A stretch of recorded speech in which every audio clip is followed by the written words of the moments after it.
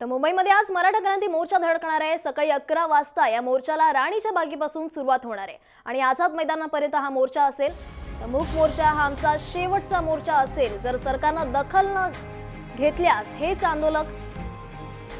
आंदोलन आहे ते हिंसक वळणाला जाईल असा इशारा मराठा समाजातील तरुणांनी दिला आहे।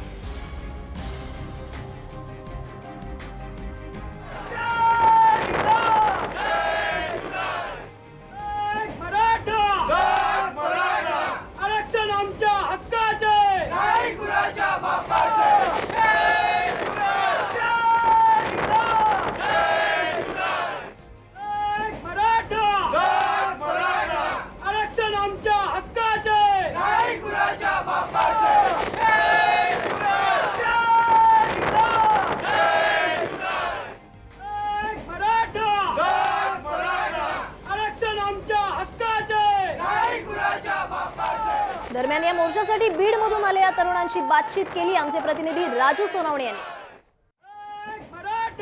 मराठा क्रांती मोर्चा उद्या मुंबईमध्ये धडकणार आहे। 9 ऑगस्ट आहे। अनेक दिवसापासून हे प्लॅनिंग सुरू आहे। आज रात्रीपासून अनेक मोर्चेकर जे आहेत ते यायला सुरुवात मुंबईमध्ये झालेली आहे। आपल्या सोबत काही सहभागी मोर्चेकर आहेत।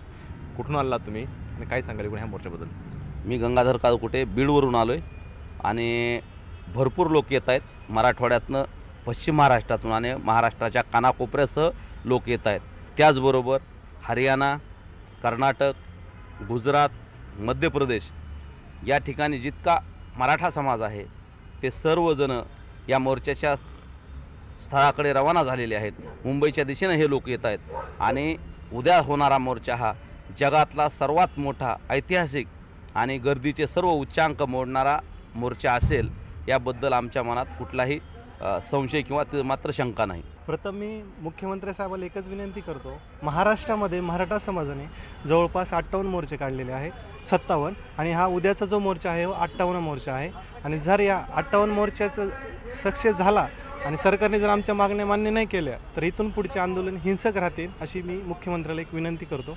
हे फक्त नुसतं भूलथापा देण्याचं आणि सर्वच पक्षाकडून मराठा समाजाची फसवणूक होण्याचं खूप मोठं षडयंत्र आहे की काय अशी शंका आज समाजाला निश्चितपणे वाटायला लागलेली आहे। आणि येणाऱ्या काळात जर या सर्व पक्षांनी मराठा समाजाला आरक्षण दिलं नाही तर याची फार मोठी किंमत या सर्व लोकांना, सर्व पक्षीय राज्यकर्त्यांना भोगावी लागेल यात मात्र शंका नाही। हा कदाचित 58वा मूक मोर्चा शेवटचा मोर्चा असेल, त्यामुळे सरकार नेमकी काय भूमिका घेणार आहे हे पाहणं आता सगळ्यात मोठं करणार आहे। कॅमेरामन अनिल गुरुसह राजू सोनवणे, जय महाराष्ट्र, मुंबई।